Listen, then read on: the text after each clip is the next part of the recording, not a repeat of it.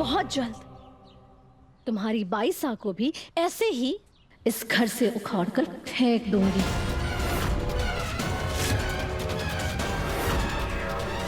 आपको तो देखो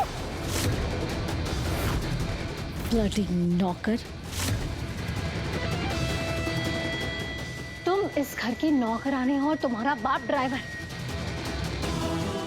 ये लिलीपुट कौन है जो ऐसे अकड़ के मुझसे सवाल पूछ रहा है? अंदर ले जाओ इसे। अगर एक और शब्द से मुंह से निकाला ना तो जुबान खींच लूंगी। Bloody servants। करिश्मा मैडम, आपने हमारे रगड़ा पर हाथ क्यों उठाया?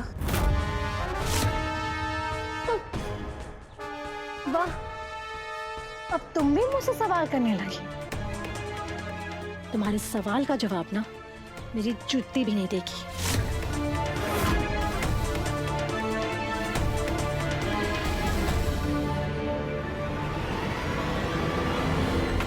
रुकिए करिश्मा मैडम,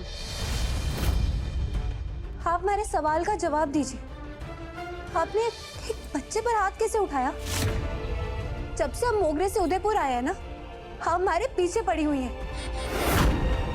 आपने हमारे को जो कहा मैंने सुना, आपने हमारे साथ जो किया मैंने सहा। लेकिन आज मैं आपको एक बात याद दिला दूं, आपने जब हमारे बाबू साहब के साथ बदतमीजी की थी ना, तब भी मैं चुप ना रही थी। मुझे उल्टे जवाब देगा? ये आइडिया भी है कि मैं कौन हूँ? आपने हमारे बाबू साहब पे हाथ उठाने की हिम्मत करी, हमारे से बर्दाश्त ना हो पाएगा। और आज आपने हमारे भाई पर हाथ उठाया, तो मैं आपको ऐसे ना जाने दूंगी। अगर आपको हमारे से दिक्कत है तो आप हमारे पर हाथ उठाइए, हमारे परिवार और हमारे पौधे पर नहीं। वो पौधा मैंने देवी हुकुम के लिए लगाया था। और हाँ, अब बार बार कहती है ना कि हम गांव के गवार हैं।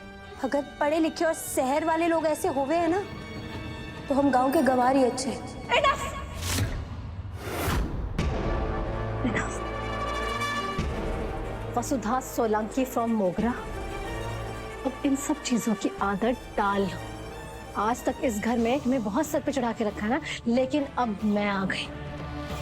सुबह शाम दिन रात मैं तुम्हें तुम्हारी औकात दिखाती रहूंगी।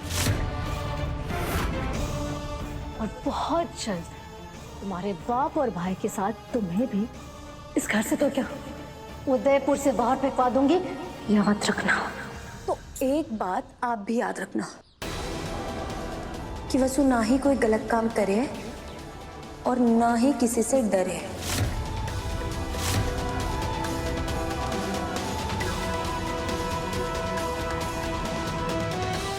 अपने बाबू से और अम्मा के दिए हुए संस्कारों की वजह से मैंने हमेशा आपका आदर किया, लेकिन हमारे बाबू साहब और अम्मा ने हमारे को ये भी सिखाया है कि सम्मान और स्वाभिमान से कैसे जीना है।